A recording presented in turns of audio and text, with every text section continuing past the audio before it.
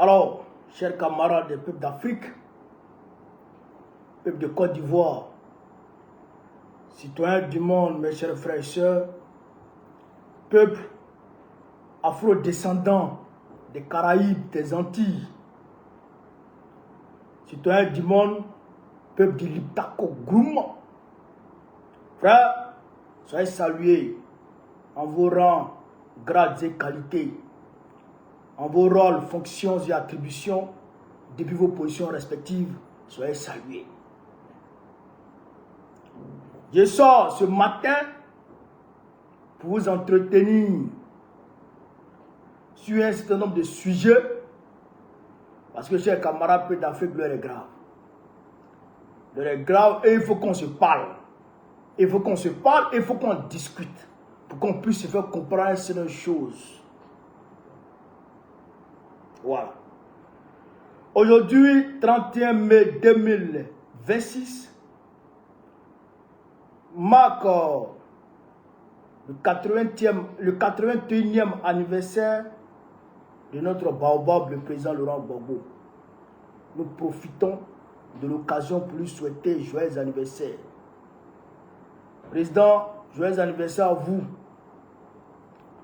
Que Dieu vous donne longue vie. Que Dieu vous permette de toucher du doigt la victoire que nous attendons tous. La victoire sur l'impérialisme au niveau de la Côte d'Ivoire. La victoire sur le néocolonialisme au niveau de la Côte d'Ivoire.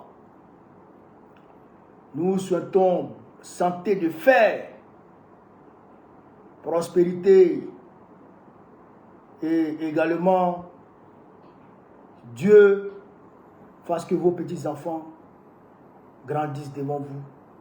Que Dieu vous accorde tout ce que votre cœur en tout cas désire. Camarades d'Afrique, quand on a dit ça, on va très rapidement progresser. Je vous demande de partager au maximum la vidéo. Hein? Partagez au maximum la vidéo. On va s'adresser ici à la Côte d'Ivoire.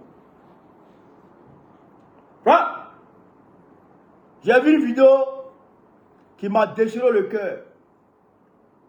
J'ai vu une vidéo qui m'a déchiré le cœur. Les femmes étaient en train de se plaindre. Donc, il m'a semblé, en tout cas, nécessaire de vous entretenir sur cette vidéo et aussi donner nos analyses sur cette vidéo-là. Donc, je vous demande de partager au maximum la vidéo, chers camarades d'Afrique. On va commencer par... Je vais vous montrer la vidéo. Et puis, bien entendu, on va aborder la question du drame. On parle de ça aujourd'hui. Hier, on en a parlé, mais ce n'était pas assez. Il faut qu'on en parle aujourd'hui. Voici la vidéo en question. Aujourd'hui, on n'a pas bouche pour parler. Nous, on est fatigués. Parce qu'on est fatigués de tout ça là. On ne sait pas c'est dans quelle fois nous sommes. Vous avez parlé aux femmes, on n'a pas refusé, on a tout payé nos places. Le marché n'est pas encore fini. Ils sont venus nous aménager. On ne sait pas où on va partir. Tu mets ta marchandise même là, tu es en train de mettre en sécurité. Là, tu vas aller chercher place où tu vas aller mettre machine. Bouche de machine vient dedans comme ça, puis ils prennent une jette. Est-ce que nous on sait ce qu'on va faire? Si le marché finit, puis on a refusé de partir là où vous allez faire ce que vous voulez. Ou bien nous-mêmes on n'a rien devant vous, ou bien il y a quoi? Il y a quel problème même? Il y a quel problème au juste? Il y a quel problème? Il y a quel problème? On va parler, ça jour, ça se répète. Ça se répète, ça pour faire souffrir bien, ça pourquoi? Vous voyez là? Ça pour faire souffrir une machine là-bas. Voilà. C'est en train de gâter nos marchandises. Plein de camions qui sont venus s'arrêter, il n'y a pas qu'on peut décharger. Voilà. Partagez, hein? Partagez la vidéo là. Facebook, partagez la vidéo là. On n'a plus rien à vous dire. Hein. On n'a plus rien à vous dire. Parce que nous, on ne connaît pas ce qu'est le gouvernement. Nous, on n'a plus rien à dire. On n'a plus à faire au gouvernement, on n'a plus à faire. On ne sait même plus. Je n'ai plus mot. Ils n'ont qu'à faire ce qu'ils peuvent faire. Mais ils ne pourront pas nous tuer. On va toujours vivre. Nous, on fait pour s'occuper de nos enfants. Nous, là, nous sommes comme près des manoirs. Où on nous jette au produit. Où tu vas nous jeter, on n'a pas... Regardez, hein.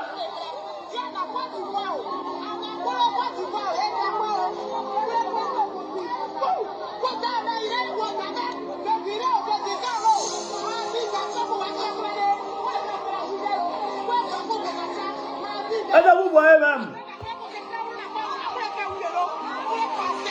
Est-ce que vous voyez même?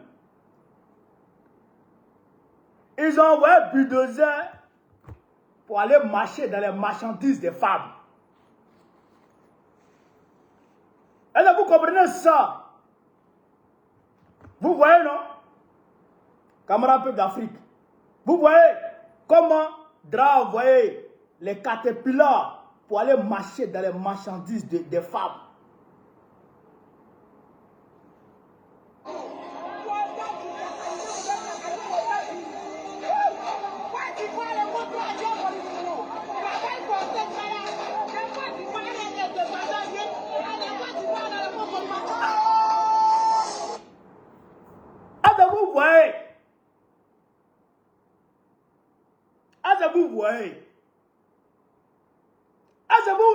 Est-ce que vous comprenez maintenant à quel niveau, c'est-à-dire que DRA a atteint dans la méchanceté. C'est-à-dire que quel stade DRA Ouattara a atteint dans la déshumanisation des Ivoiriens.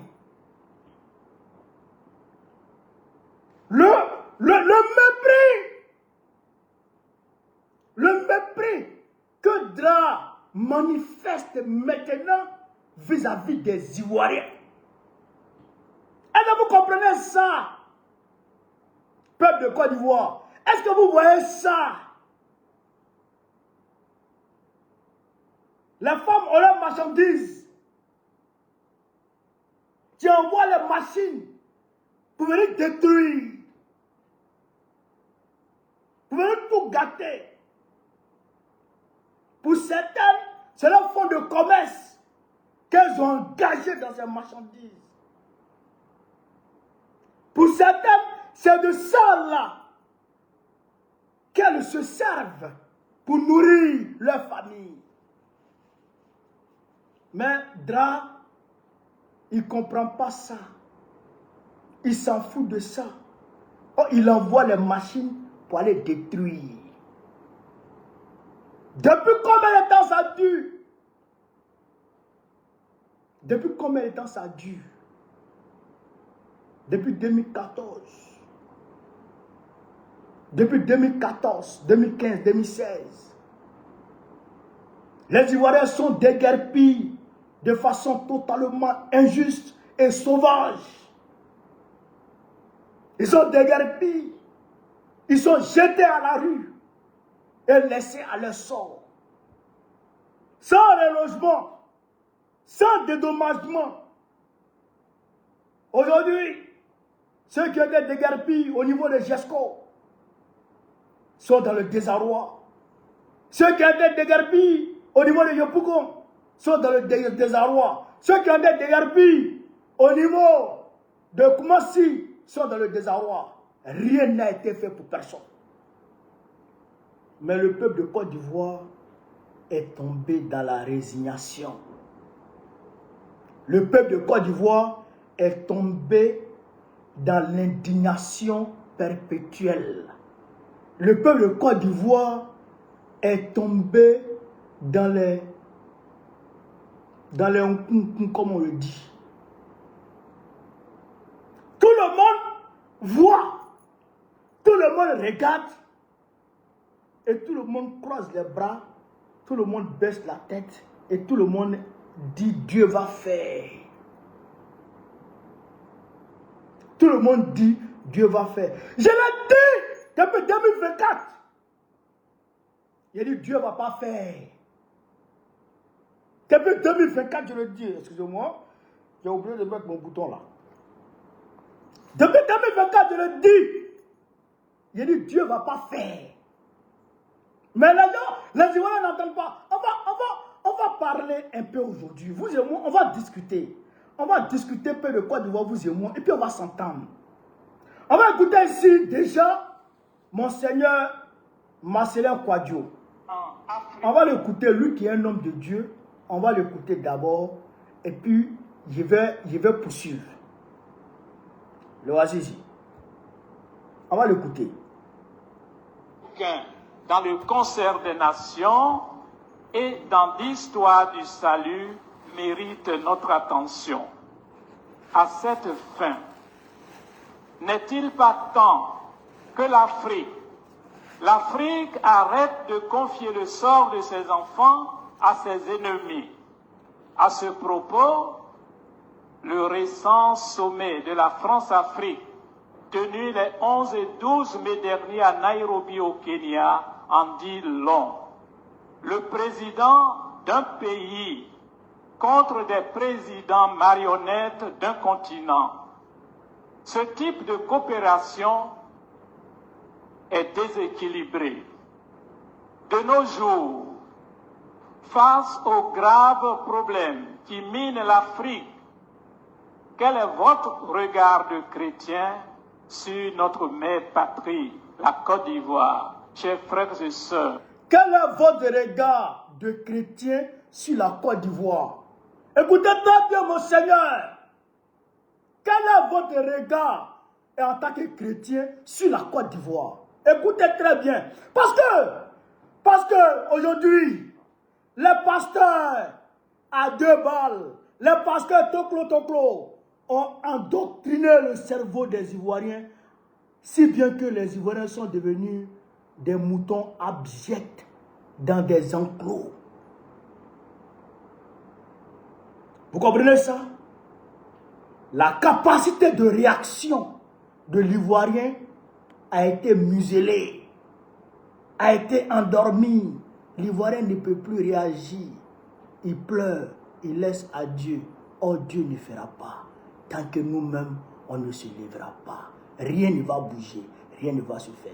On va écouter, chers camarades d'Afrique, Monseigneur Marcelin.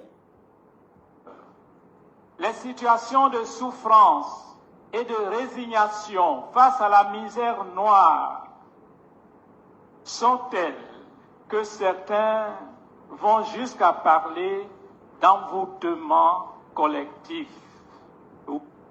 Les situations de résignation sont telles que certains vont jusqu'à parler d'envoûtement collectif. On n'est pas envoûté, c'est parce qu'on est paresseux. C'est parce qu'on écoute ceux qui nous disent que c'est Dieu qui va faire. Peuple de Côte d'Ivoire, réveille-toi. Prends ton destin en main. Toutes les nations se sont levées pour se libérer. Si tu ne te lèves pas, tu vas souffrir. Tu seras condamné à la souffrance éternelle. C'est moi qui te le dis, peuple de Côte d'Ivoire. On continue avec mon Seigneur. Oui, un peuple envoûté. Au nom de Dieu, ce genre de discours n'est pas vrai. Les Ivoiriens ne sont pas envoûtés. Oui, la Côte d'Ivoire n'est pas envoûtée. Elle est plutôt victime du comportement de certains de ses propres enfants en termes de souffrances provoquées. Souffrances provoquées par leur division, leur méchanceté, leur convoitise, leurs ambitions démesurées, leur trop grande stupidité, leur âpreté au gain. Oui, la corruption. Nous sommes divisés. Nous sommes cupides. Nous nous laissons acheter à vil prix. Ça, c'est des leaders, des meneurs qu'il est en train de parler ici. Quand tu vois Awadon Melo s'écarter de Babo par soif de pouvoir, parce qu'on lui aurait dit, il ne sait où qu'il serait président et qu'il était temps pour lui de tenter d'être président pour sa gloire personnelle. Quand tu vois Mme Simone s'écarter du parti de Gbagbo pour aller créer son parti, pour accompagner Draman Ouattara dans son braquage, sans penser à la souffrance des Ivoiriens. Parce qu'on lui aurait dit qu'il était temps pour elle de devenir présidente. Moi, le moi prend le dessus sur l'intérêt collectif, sur l'intérêt général de la nation. L'égocentrisme, l'égoïsme. Frère, la cupidité, la division fait qu'aujourd'hui, le peuple de Côte d'Ivoire est victime de ses propres enfants. Il ne comprend pas, il est désemparé. Et il va se laisser avoir par des pasteurs et des imams véreux, des marabouts véreux, qui lui donnent des potions bizarres, lui assurant un emploi éventuel, mais qui n'arrive jamais. Frère, on va continuer. Aujourd'hui, on va se parler. Il faut qu'on se parle maintenant. Non, maintenant, on s'est parlé, on discutait. Vous et moi, on s'est parlé. Corruption généralisée, le culte du Dieu argent, l'incivisme, le manque de repères. Oui, les Ivoiriens sont préoccupés du fait du manque d'esprit patriotique, du manque de liberté, de dignité et d'honneur, du fait des pactes avec les forces du mal, les pratiques ésotériques, l'occultisme, le manque de jugement et d'esprit critique. Oui, les Ivoiriens sont victimes des accords politiques en mode tontine, des dérives langagières sur les réseaux sociaux, les accointances avec leurs accointances avec nos propres ennemis, les discours lénifiants et flatteurs, applaudis à la fois par les bourreaux et leurs victimes, le soutien, oui, leur soutien à la rébellion armée et aux rebelles, la fracture sociale, la peur, la résignation, le chacun pour soi. Que dire du comportement des ennemis de notre pays et de leurs alliés? Oui, ces bourreaux envoûtés par les divinités du mensonge, de la violence et de la culture de la mort. Oui, ces bourreaux envoûtés par les pratiques mystiques, les démons du pillage systématique de nos ressources et des idéologies toxiques. La justice sans justice, le cri à peine audible des paysans appauvris, des innocents en prison et d'une jeunesse désemparée. Quelle paix, quelle croissance économique, quelle politique ou quelle gouvernance. Chers frères et sœurs, l'Esprit Saint est sagesse et intelligence. L'Esprit Saint est courage et force. N'ayez plus peur. Dieu voit la misère de son peuple. Exode 3, 7. Que de ce quartier d'Abobo, il renouvelle la face de cette terre de Côte d'Ivoire, terre d'espérance, maintenant, partout et toujours. Amen. N'ayez plus peur. N'ayez plus peur. Car Dieu voit la souffrance de son peuple. Vous avez entendu ça? Vous avez entendu ça? N'ayez plus peur. Car Dieu voit la souffrance de son peuple. Je ne sais pas Où est passé le peuple de Côte d'Ivoire? Il est passé où? Le peuple du refus. Il est passé où? Où est passé les femmes de Marie Corée? Où sont passées les femmes de Marie Corée? Où sont passés les descendants de Victor Biaka Bouda? Ils sont passés où? Hein? Mais les femmes ont mené des combats dans la lutte de libération de la Côte d'Ivoire contre le colonialisme, contre le colon. Les femmes se sont levées. Elles ont marché sur la prison de Bassam. Je dis bien, les femmes se sont levées. On ne parle pas de boycott des produits des blancs du colon. Elles refusaient de monter dans les véhicules des colons.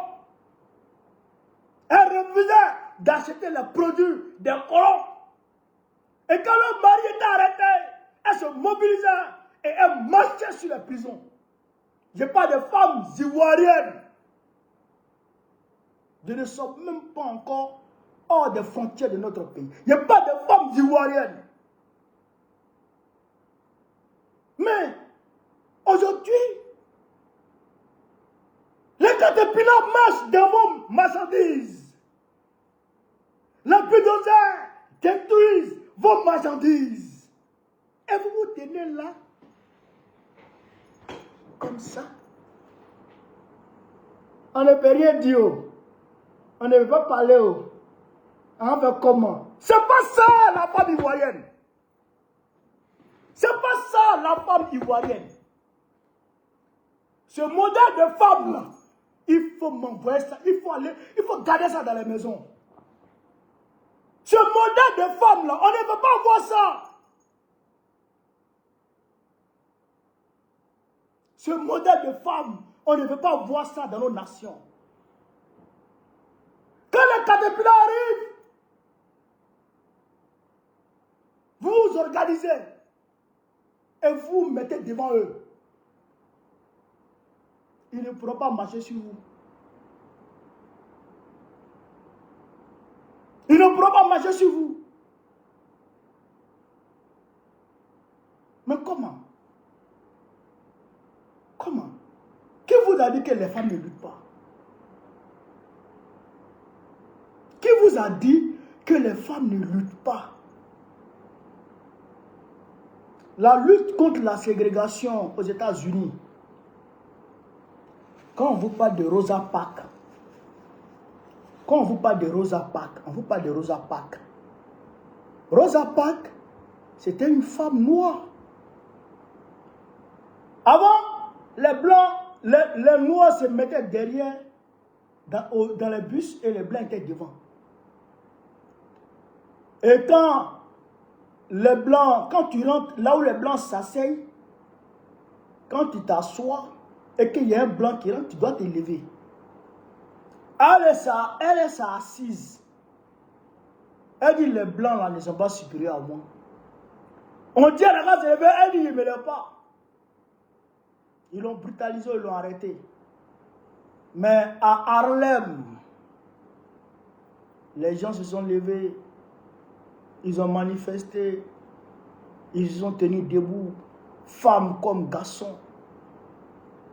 Ils ont lutté contre la ségrégation raciale qui était institutionnalisée dans la constitution américaine. C'était écrit noir sur blanc. Le blanc est supérieur au noir. Vous comprenez? Mais les gens se sont levés, les gens se sont dressés contre ça.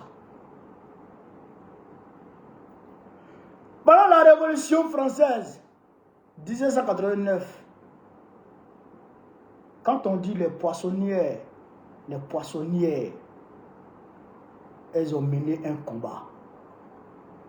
Pendant la Révolution, elles ne sont pas restées en marge de la Révolution française. C'est elles qui sont allées chercher le roi Louis XVI et sa femme à Versailles pour l'emmener à Paris. Les femmes, les poissonnières, elles ont pris leur machette. Elles sont parties, elles ont marché jusqu'à Versailles. Arrivé là-bas, la garde royale de Louis XVI ne voulait pas les laisser rentrer dans le palais royal. Elles ont engagé un combat à mort contre la garde royale de Louis XVI. Et elles ont éliminé plusieurs gardiens et elles sont rentrées. Elles ont chopé Louis XVI, elles l'ont envoyé à Paris. Les femmes. Où sont passées nos Amazones? Où sont passées nos Amazones?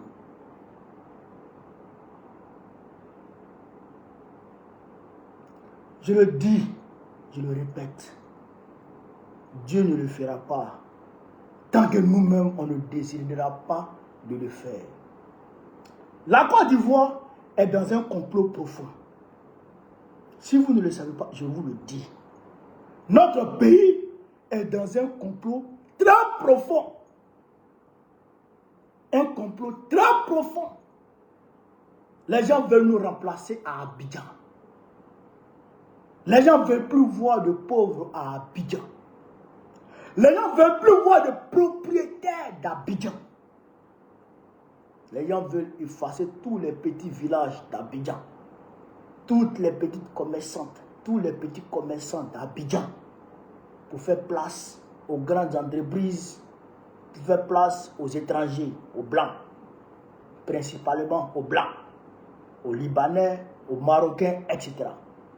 Voilà le projet qui est schématisé contre notre pays. Si vous ne prenez pas conscience que les gens sont en train de nous assujettir dans notre propre pays et que vous restez dans cette forme de résignation maladive, eh bien, l'Ivoirien recevra des cartes de séjour dans son propre pays. Je le dis depuis longtemps. L'Ivoirien recevra des cartes de séjour dans son propre pays. Ça, écrivez ça. Écrivez ça. Il faut nous organiser. Il faut nous organiser. C'est pourquoi, quand je voyais les camarades dire que Ouattara était mort et les Ivoiriens étaient contents, moi, de mon côté, je savais que Ouattara n'est pas mort. Mais comme les camarades parlaient avec conviction, je me suis dit, attends, la sagesse recommande que tu attendes un peu que les camarades parlent et qu'ils arrivent jusqu'au bout. Mais avant-hier, Eli Pada est sorti. Il a dit qu'effectivement, que Dra n'est pas mort, mais qu'il est malade. Dra n'est pas mort, mais il est malade. Et ce que je disais à tous mes camarades, à tous ceux qui m'appelaient en inbox, je leur disais, moi, je ne sais pas sur quoi les camarades se basent pour dire qu'il est mort. Mais je respecte leur position. Parce que de toute façon, ils parlent avec conviction, peut-être qu'ils savent quelque chose. Mais moi, dans mon fond intérieur, connaissant le RDP, je sais que Morola n'est pas mort. Parce que Si Ouattara meurt aujourd'hui, écoutez-moi très bien. Si Ouattara meurt aujourd'hui, Ténébrement va automatiquement faire un communiqué qu'il va signer au nom de Ouattara pour dire que lui, il a été nommé vice-président de la République. Et un jour, 2 jours après, il va annoncer la mort de Ouattara et il devient président. Vous suivez? C'est pourquoi, jusqu'à présent, Ouattara n'a pas encore pu renouveler le mandat de Temogo Mele, vice-président. Parce que, là, après le braquage de Ouattara, le braquage de pouvoir de 2025, là, Ouattara devrait automatiquement nommer un vice-président. Mais il ne l'a pas encore fait. Pourquoi? Parce que il laisse la place à Ténébrement. Il donne l'occasion à Ténébrement de faire un hold-up très rapidement si jamais lui meurt. Vous comprenez ça? Si jamais lui meurt. Mais, est-ce que Temogo Mele ne veut pas être président? Si il veut être président, et il a le soutien de la France, parce que Temogo Mele est un France-Africain, mais pur sang. C'est-à-dire que c'est la France-Afrique qui coule dans ses veines. Il est la même chose que le nouveau premier ministre de Bachir Diomaye Faye aujourd'hui. Temogo Mele est un défenseur, un fervent défenseur du franc CFA. Donc, Temogo Mele, là, lui, c'est-à-dire que c'est le choix idéal de Macron. Ça. Donc, Temogo Mele ne va pas accepter. Parce que si Ouattara meurt aujourd'hui, Temogo Mele sera informé. À coup sûr, il sera informé. Et si Temogo Mele est informé, Patrick Kachi sera informé. À coup sûr, il sera informé. Si Patrick Kachi est informé, Begré Mambé sera informé. À coup sûr, il sera informé. Si Begré Mambé est informé, Bitogo sera informé. À coup sûr, il sera informé. Donc, qu'est-ce qui va se passer? Il y aura une bataille, d'accord? Il y aura une bataille de clans entre ceux qui vont, d'accord, ceux qui convoitent le pouvoir après Ouattara au sein de leur appareil politique, le RADP. Vous comprenez? Donc, quand Ténébrement va faire le communiqué pour s'auto-nommer vice-président, Temogo Mele sera informé et Temogo Mele va s'opposer. Et quand Temogo Mele va s'opposer, automatiquement Patrick Kachi va s'opposer. Et automatiquement, Begré Mambé va s'opposer. Ça sera une cacophonie pas possible. C'est là que nous allons réaliser que Dra est mort. Dra ne peut pas mourir pendant 2 jours sans qu'il y ait palabre dans leur clan. Écrivez ça et puis gardez. Dra ne peut pas mourir pendant 2 jours sans qu'il y ait palabre. Et que guerre de clans, guerre féroce de clans dans le RADP. Ça ne peut pas exister. Ça, écrivez ça et puis gardez. Vous avez compris ça? Vous avez compris ça? Donc, moi je savais que le gars n'était pas mort. Mais, vu l'engouement que cette information a suscité sur les Ivoiriens, il dit il y a problème. Il y a problème, pourquoi? Parce que les Ivoiriens ne veulent plus se battre. Les Ivoiriens ne veulent plus se battre et ils attendent Dieu. Erreur fatale pour nous. Malheur à nous qui attendons que Dieu vienne prendre Daman avant que la Côte d'Ivoire ne soit libérée. Malheur. Allez demander aux Camerounais pourquoi Les Camerounais jusqu'à présent n'arrivent pas à dégager Paul Biya. Parce qu'ils se sont résignés à attendre Dieu. Ils sont résignés et ils attendent Dieu. Dieu a son temps. Dieu a son plan. Mais qui dit que Dra ne va pas vivre 110 ans ou 120 ans? Voici Ablaye Wade. Ablaye Wade, regardez Ablaye Wade. Il a 100 ans aujourd'hui. Il a 100 ans aujourd'hui, Ablaye Wade. Imagine Dra fait 100 ans, 115 ans, 120 ans. Et que les Ivoiriens restent dans la posture d'attendre sa mort. Qu'est-ce qu'on va dire à nos enfants? Alors que les gens sont en train de nous assujettir. Les gens sont en train de nous sosifier dans notre pays. Et nous, on attend la mort de quelqu'un. On refuse de mener le combat et on attend la mort de quelqu'un. Erreur grave. Erreur grave. Erreur grave, je le dis encore. Il faut qu'on se mobilise. Il faut qu'on s'organise pour mener le combat contre Dra et Macron.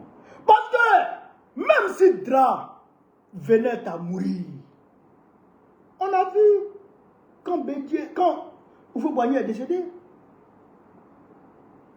Quand Houphouët est décédé, qu'est-ce qui s'est passé? Est-ce que Gbagbo a pris le pouvoir en même temps? Non.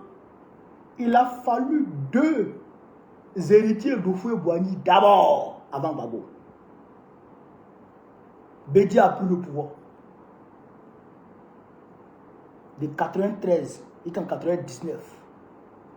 Il a terminé d'abord le mandat d'Houphouët-Boigny qui prenait fin en 95. Après, il a organisé les élections. Il est passé jusqu'en 99. Guy Robert, qui était aussi un héritier de Houphouët-Boigny, est venu au pouvoir. C'est après que Gbagbo est arrivé. Donc, ce drame aujourd'hui, ce n'est pas nous qui arrivons au pouvoir. C'est entre eux là-bas, ils vont choisir quelqu'un pour prendre le pouvoir.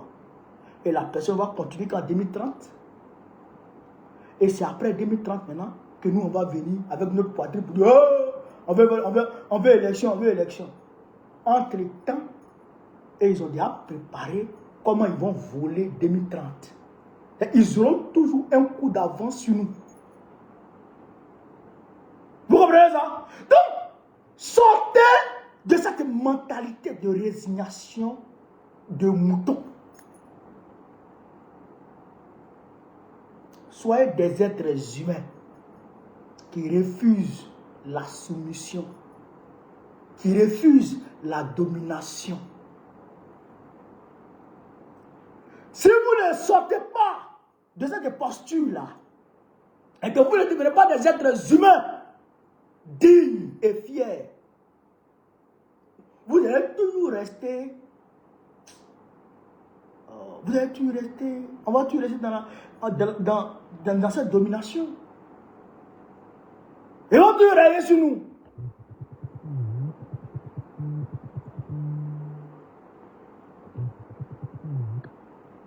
Ils vont toujours régner sur nous. Vous comprenez? Vous me comprenez, chers camarades? Il faut écouter ça et comprendre ça. Parce qu'on ne peut pas rester dans ça. On ne peut pas rester dans ça. On ne peut pas rester dans ça. Il faut qu'on se lève. Il faut qu'on se lève. Vous voyez, j'ai arrêté un moment de parler de la Russie. Même, si vous remarquez la guerre d'Iran, là, est-ce que vous me voyez parler dedans?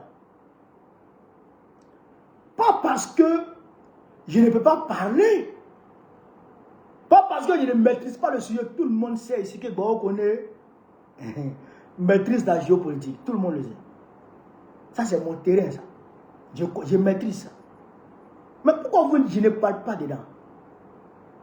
Parce que pendant qu'on se battait contre le 4e mandat, mais il y a des camarades qui m'appellent pour me demander même, bah on connaît, quand est-ce que les Russes vont descendre à Abidjan pour aller au Ouattara?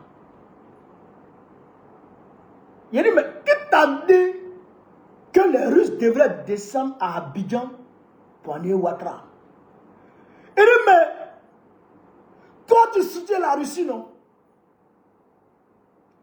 Toi tu parles pour la Russie, tu les aides. Donc les Russes sont par définition nos amis. La France est venue installer Ouattara en 2011. Mais il faut demander à la Russie de venir nous aider. Parce que nous, on attend, nous, on ne peut pas contre Ouattara. Je dis quoi? Donc, le fait que moi, je parle de la Russie, là, alors que je parle de la guerre russo-ukrainienne et tout ce qui est autour pour éveiller les consciences des Africains, pour que les Africains sachent la politique diabolique de l'Occident. Mais les gens ne voient pas ça. Les gens considèrent que moi je suis en train de chercher amitié avec la Russie et qu'après la Russie va nous aider. Ok, c'est compliqué. Il y en a qui m'appellent, plus bon qu'on est. Mais le président Assimi Goïta, Tiani et puis Ibrahim Traoré là, mais ils n'ont qu'à venir nous aider. J'ai dit, mais quoi? Donc, ils sont en train de faire guerre ici, là. Ils sont en train de combattre les terroristes ici, là. Toi, tu as cotisé combien pour qu'ils payent armes d'abord? Si bien que eux, ils vont prendre leurs cartouches, leurs munitions, leurs armes, leurs troupes pour aller à Abidjan, pour aller en Ouattara, pour installer toi, quelqu'un qui te plaît. J'ai dit, c'est pas bon. On a mal communiqué. Soit on a mal communiqué, soit les Ivoiriens ont mal compris notre communication. C'est pourquoi j'ai dit, attends. Faut pas que je vais m'engager encore dans cette affaire de Iran là. Et puis les Ivoiriens pensaient que l'Iran va venir en Ouattara. Il y a attention. Il y a attention. Frère, je le dis encore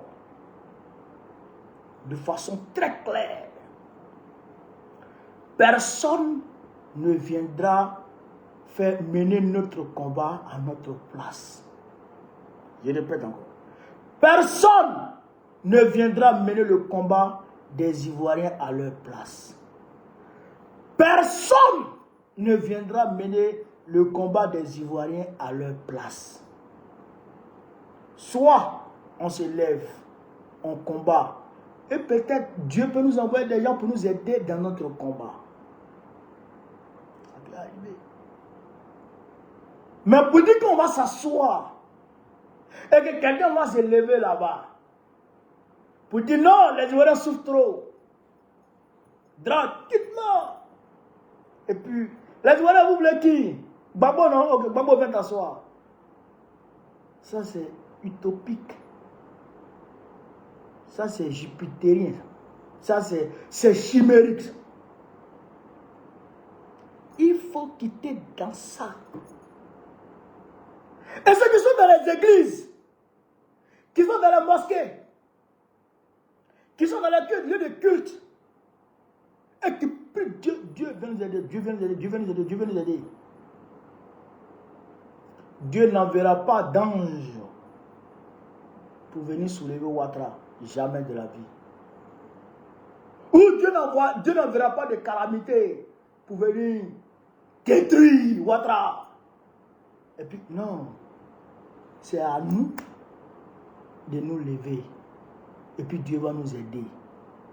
Si on ne se lève pas, et rien ne va se passer. Depuis 2021, j'ai dit aux Ivoiriens, attention aux pasteurs et aux imams qui vous disent, d'ici la fin d'année, tu vas gagner un travail. D'ici la fin d'année, tu vas gagner un travail. Combien d'entre vous, je n'ai pas dit de ne pas aller à l'église, hein? Je n'ai pas aussi de ne pas aller à la mosquée. Moi-même, je vais à la mosquée. Moi-même, j'ai prie 5 fois par jour. Mais ce que vous devez comprendre, c'est que s'il n'y a pas de travail en Côte d'Ivoire, là, tu ne peux pas gagner. Ouattara, là, non seulement il ne crée pas d'emploi, mais ceux-mêmes qui sont dans l'informel, là, il va casser leur magasin. Bon, tu vas gagner travail comment? Comment tu gagnes travail alors qu'il n'y en a pas? Je prends un exemple. Toi, tu es parti chez un pasteur. Tu dis, pasteur, prie pour moi, je vais être marin. Jean, je prends un exemple. Tu es au Mali. Actuellement, le Mali est en train de se débrouiller pour relier le fleuve Sénégal à la mer pour pouvoir naviguer tranquillement. Les Maliens n'ont pas encore fini ce projet-là. Et toi, tu dis que tu veux être marin au Mali. Tu dis, marin comment? Les Maliens n'ont pas encore acheté de navire pour aller l'autre côté là-bas. Vous comprenez? Ce qu'il n'y en a pas, Dieu ne te donne pas ça. Il ne faut pas demander au bon Dieu sa barbe. Pourquoi les gens fuient pour aller en France? Pourquoi les gens fuient pour aller en Europe? Parce que là-bas, il y a des débouchés. Parce que là-bas, on gagne travail. Mais eux, ils n'ont pas demandé à Jésus de leur donner travail. Et ils ont créé des entreprises. Non, d'abord, les citoyens se sont levés pour demander à leurs dirigeants, il faut créer travail pour nous. Vous avez vu les gilets jaunes en France en 2019, 2020. Ils disent qu'il n'y a pas de travail.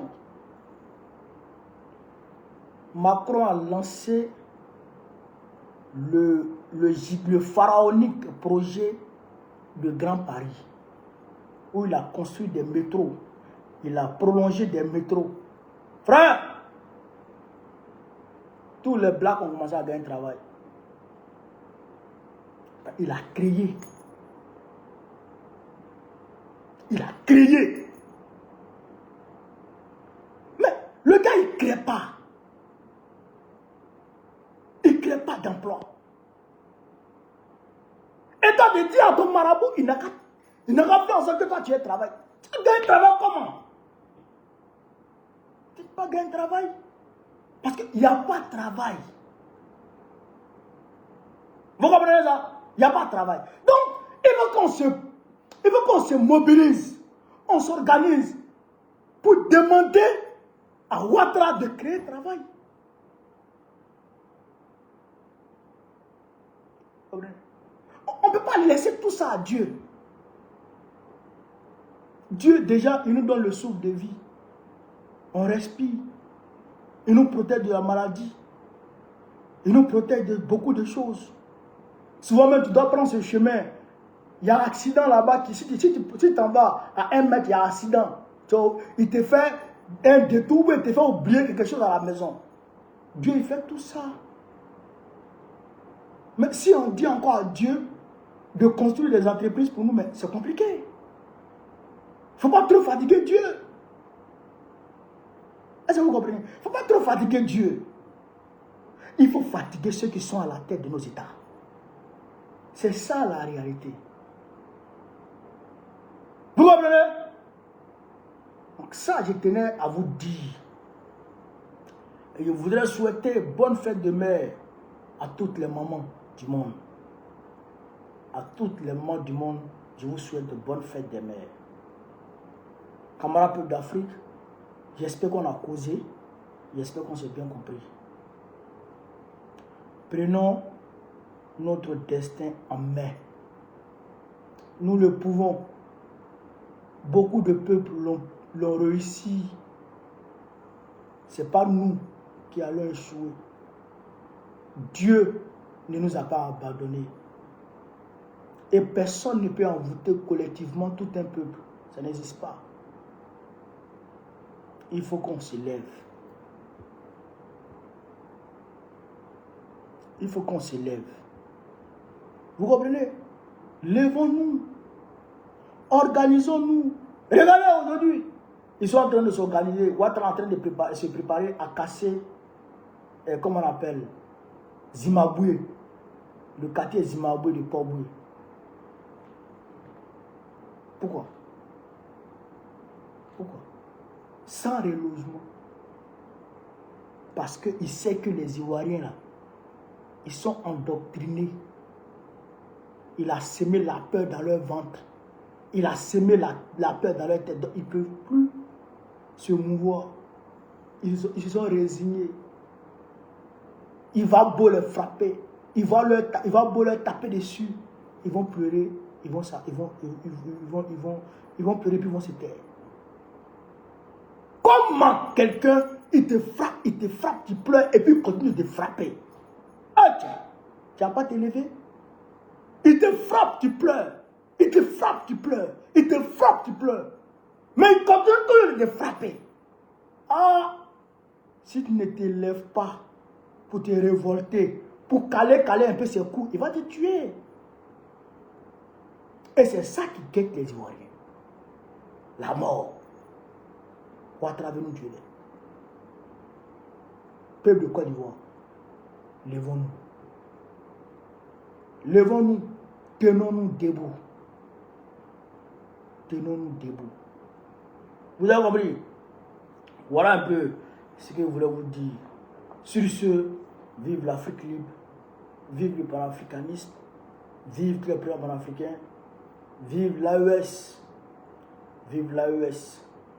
Babo présente encore très prochainement pour que les Ivoiriens recouvrent la liberté